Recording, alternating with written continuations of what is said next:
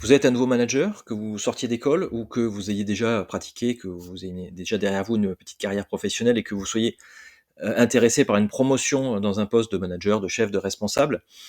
Ou bien vous êtes chef d'entreprise et vous devez recruter pour, faire face à une augmentation de cadence, de capacité, où votre entreprise marche bien et vous devez agrandir. Mais vous ne savez pas trop comment gérer, des équipes, des personnes, comment, quelle attitude adopter? Est-ce que vous devez être, plus, directif, moins directif? Comment faire vis-à-vis des personnes que vous ne sentez pas tout à fait ou comment organiser, l'ensemble de vos activités? Alors j'ai une bonne nouvelle, j'ai écrit justement ce livre, Soyez chef, pas manager, pour vous. En fait, je ne l'ai pas écrit pour vous, je l'ai écrit pour le moi-même que j'étais il y a 20 ans et qui se posait les mêmes questions, qui avait les mêmes difficultés, qui au début de sa carrière de chef était assez, mauvais et ça ne m'a pas empêché de progresser, de diriger des milliers de personnes dans différents pays. J'ai beaucoup de formations en management, en gestion de projet, en tout un tas d'autres choses qui m'ont aidé justement à renforcer, mes connaissances, mes compétences dans le domaine et c'est justement ce que j'ai essayé de transmettre à travers ce livre que nous allons découvrir dans cette vidéo. À tout de suite.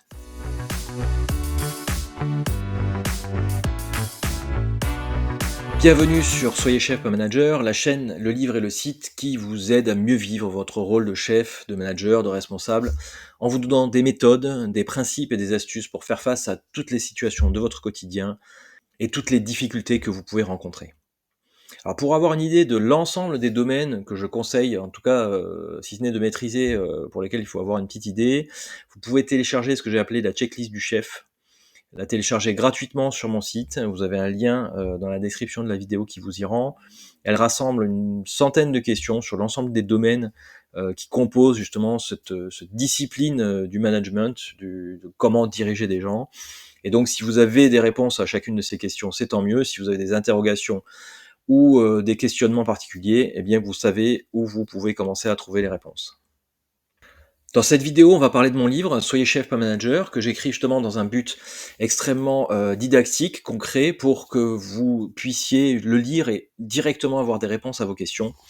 Ce livre, vous pouvez le trouver sur Amazon, Soyez chef, pas manager, dans sa version papier. Vous pouvez aussi le trouver sur mon site en version électronique PDF téléchargeable. Donc, soyez chef, mon site c'est soyezchef-manager.com, soyezchef-manager tout attaché.com.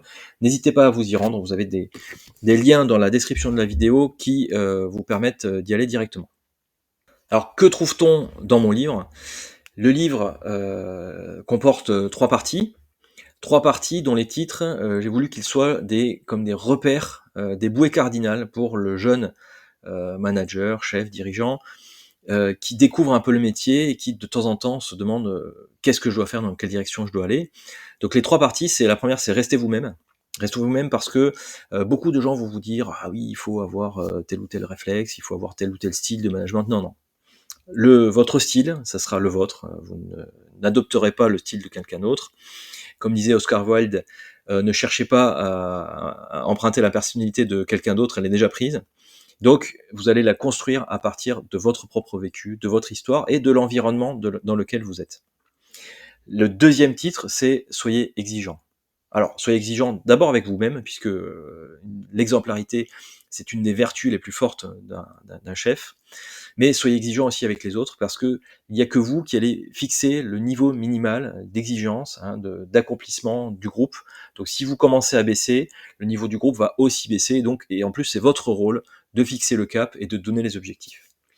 Et la troisième partie s'appelle regarder au loin, c'est-à-dire prendre du recul, sortez un petit peu des fois de la tête du guidon, comme on dit, hein, un peu le hamster dans sa roue, sortez, hein, mettez-vous sur le côté et regardez à l'horizon, regardez au loin, essayez d'embrasser les choses dans leur totalité et de manière beaucoup plus large.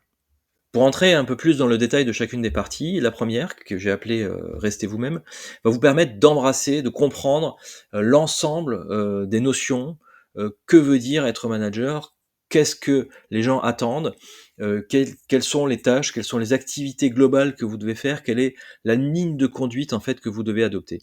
En fait, cette première partie va vous donner le but à atteindre.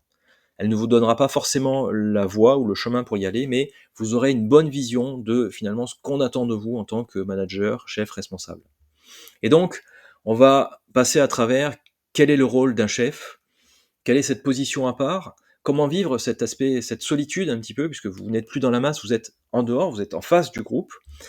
Il y a aussi une forte dimension introspective à faire face, puisque, vous n'êtes plus dans, la masse, hein, comme je l'ai dit, vous n'êtes plus dans le troupeau et donc vous êtes en face des autres et d'être en face des autres, vous avez le miroir des autres qui vous dit: «OK», qui vous donne, toutes vos vulnérabilités, qui va vous révéler vos forces et donc vous avez forcément besoin de savoir qui vous êtes et vous allez vous construire petit à petit et il y a tout ce chemin, en fait, de construction personnelle, d'amélioration, et de mixer à cette solitude qu'il faut aborder et c'est très désagréable parfois, c'est très inconfortable, mais sachez que si vous vivez, cette expérience, c'est parfaitement normal, vous êtes sur le chemin.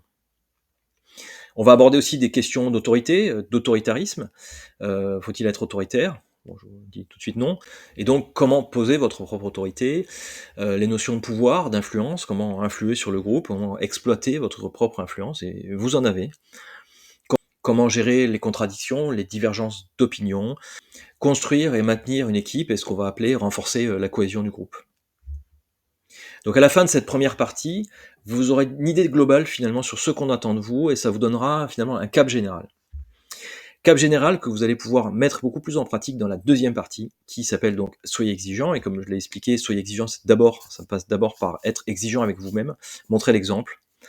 Pour montrer l'exemple, il faut savoir s'organiser, organiser le groupe, s'organiser d'abord soi-même, gérer les tâches à accomplir, gérer les informations qui vous viennent, comment lister, comment prioriser. Donc on est dans une partie beaucoup plus technique, beaucoup plus méthodologique. Comment faire faire la théorie, la pratique, et comment contrôler, puisque toutes les actions, toutes les directives que vous allez donner, il faut les contrôler pour ajuster les petits écarts et faire en sorte que c'est bien le résultat que vous souhaitez. En outre, dans cette deuxième partie, on va voir aussi tout un tas de méthodes et de problématiques que vous allez avoir au quotidien, c'est-à-dire comment arriver dans un nouveau poste de chef, qu'est-ce qu'il faut faire, comment mener des réunions, des choses assez techniques, comment élaborer des discours, comment évaluer vos collaborateurs, les récompenser, les remettre en place parfois, et c'est indispensable de remettre le groupe dans un certain axe. Comment gérer la cohésion de l'équipe et les activités de détente, comment faire en sorte que justement le groupe puisse des fois être sollicité et des fois justement se relâcher. Et l'ensemble créer ce qu'on va appeler la cohésion, faire en sorte que le groupe soit beaucoup plus autonome, beaucoup plus dynamique, que vous puissiez justement beaucoup plus vous reposer dessus et vous économiser du temps et de l'énergie. Comment aussi, enfin, et ça il faut le prévoir, affronter les moments difficiles. Et parfois vous aurez peut-être des moments tragiques à affronter en fonction de votre secteur d'activité. Vous pouvez être dans un milieu plus ou moins dangereux, donc vraiment se préparer à ces moments difficiles. À éventuellement des accidents, des incidents. Plus tôt vous y préparez, mieux vous êtes intégré, mieux ce sera après pour le groupe, pour justement pour remonter la pente, pour passer au-delà des événements qui auront pu être vraiment très, très durs pour l'ensemble. Et enfin, comment résoudre les conflits, parce que des conflits, ne vous inquiétez pas, vous en aurez. Donc ça, on apprend de mieux en mieux à les gérer avec l'expérience, mais c'est quand même mieux de s'y projeter un petit peu avant et de visualiser que faire et dans quel ordre pour affronter ces moments aussi difficiles. Enfin, la troisième partie, prendre du recul, regarder au loin. Donc là, on est dans une partie beaucoup plus large, beaucoup plus globale, en fait, sur l'organisation globale de vos activités. Mais il faut s'y pencher, c'est bien d'avoir une idée, de s'y pencher dès le début, enfin le plus tôt possible. On va parler de stratégie, d'organiser l'activité, la méthodologie, maîtriser les risques aussi, comment gérer l'innovation, les nouvelles technologies, les mettre en place à l'intérieur. Il y a un volet humain aussi très important à prendre en compte dans ce cas-là.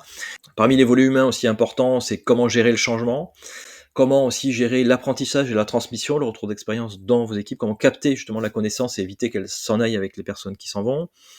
On va parler aussi de psychologie sociale et comportementale, qui sont des facteurs, dès que vous travaillez avec des personnes humaines, eh bien les personnes obéissent à des règles, et ça s'appelle, d'un point de vue scientifique, la psychologie. Donc la psychologie que vous aurez à voir avec l'ensemble des gens pris séparément, et puis la psychologie du groupe. Vous verrez que le groupe a ses propres dynamiques, a sa propre manière de faire, et en tant que chef, bah, vous êtes le chef du groupe, donc c'est à vous de diriger, d'exploiter, et d'amener le groupe où vous souhaitez qu'il aille. Et donc il faut maîtriser un certain nombre de compétences en psychologie sociale. On va aussi parler de signaux faibles, comment capter les signaux faibles, comment capter les retours d'informations officieux, comment placer votre propre organisation à l'intérieur de l'organisation pour avoir des remontées d'informations qui ne passeront pas forcément par les canaux habituels. Comment placer la limite entre la sphère privée et la sphère professionnelle. notamment dans tout ce que vous allez demander à vos collaborateurs. Comment gérer les différences culturelles. On va parler aussi de données d'information, comment organiser la transparence des informations dans votre groupe, voir la centralisation. On va parler aussi d'entreprises libérées, aborder ces concepts qui sont parfois très intéressants. Et aussi parler de gestion de carrière. Vous êtes manager, vous avez à diriger des gens et comment gérer votre propre carrière, comment gérer votre propre progression dans l'entreprise. Donc vous le voyez, l'ensemble des thèmes qui sont présentés sont extrêmement concrets, extrêmement pratiques. J'ai voulu faire aussi une synthèse de tout ce que je connais du leadership militaire, c'est-à-dire comment gérer des gens dans des situations parfois extrêmement complexes et difficiles, du management moderne aussi, tout ce qui est lean management, gestion de projet, tous les concepts qui tournent autour de ces notions, qui sont relativement génériques, hein, quelles que soient les méthodologies qu'on emploie, et qui sont réintroduites à l'intérieur, et aussi les acquis de l'aéronautique, puisque l'aéronautique a développé et développe tout un tas de méthodes et de pratiques qui sont toujours extrêmement performantes et efficaces, comme vous pouvez l'imaginer. Ensuite, pour ajouter à tout ça, le livre s'étend en quelque sorte à travers mon site. Il y a un certain nombre de sujets qui sont développés dans le site. Vous avez des liens, des codes QR qui vous permettent, sur certaines thématiques que j'ai pas forcément reprises dans le livre, de développer ces articles, enfin de lire les articles dans mon site. Et à la fin du livre, vous avez une dizaine de fiches sur les problèmes les plus courants en management, donc des fiches pratiques, des fiches réflexes, qui vous permettent de les aborder directement. Si vous avez, par exemple, comment gérer le temps, enfin les problèmes de gestion du temps, les problèmes de gestion de conflits, de mauvaise communication, il y a une dizaine de thématiques les plus courantes, avec une description des causes racines, c'est-à-dire d'où peuvent venir les problèmes que vous rencontrez, et quelles sont les réactions que je vous propose à court terme, c'est-à-dire pour circonscrire le problème le plus rapidement possible, et à long terme pour faire en sorte que le problème ne se reproduise pas, ce qui est un objectif d'une bonne organisation. Ce livre, vous le trouvez donc sur Amazon dans sa version papier pour 20 €. Sur mon site, vous pouvez le télécharger pour 10 € en version PDF. Et je vous assure, c'est un véritable investissement. C'est vraiment ce sont des sommes dérisoires par rapport à l'ensemble des avantages et des plus-values que vous pouvez en tirer. Ça vous apportera un gain en stress, puisque vous comprendrez beaucoup mieux l'environnement de l'entreprise, l'environnement de l'institution, de votre organisation, quel est votre rôle en tant que manager. Vous gagnerez énormément en temps aussi de travail, puisqu'il vous donnera des méthodes et certaines problématiques que vous pourrez aborder par un angle complètement différent auquel vous n'aurez pas forcément pensé. Il se veut aussi extrêmement rassurant sur ce que vous vivez, car débuter dans un poste de manager et de responsable, c'est quelque chose qui est souvent assez difficile, voire douloureux, et donc ça va permettre de vous rassurer en vous disant: «Bah, voilà, c'est une période, normale dans laquelle vous passez, mais vous en sortirez et en connaissant les méthodes, en comprenant beaucoup mieux l'environnement, mais vous allez traverser ces périodes difficiles beaucoup plus facilement». Vous allez aussi découvrir d'autres manières de voir les choses, d'autres aspects, vous allez sortir un petit peu de votre, quotidien et in fine, vous allez diriger vos équipes de manière, vous allez voir, beaucoup plus naturelle. Vous comprenez quel est l'environnement, que vous comprenez ce dont il s'agit, eh bien les choses se passeront beaucoup plus simplement. Si vous souhaitez avoir une autre vision de la centaine de thématiques que j'aborde dans mon livre, n'hésitez pas à télécharger la checklist du chef dont vous avez le lien ci-dessous dans la description de la vidéo. N'hésitez pas à commenter, à poser des questions sur le site ou sur la chaîne si vous avez des questionnements particuliers par rapport à mon livre ou sur les sujets que j'aborde. Et j'espère que cette vidéo vous aura été utile. Je vous souhaite une bonne fin de journée et à très bientôt.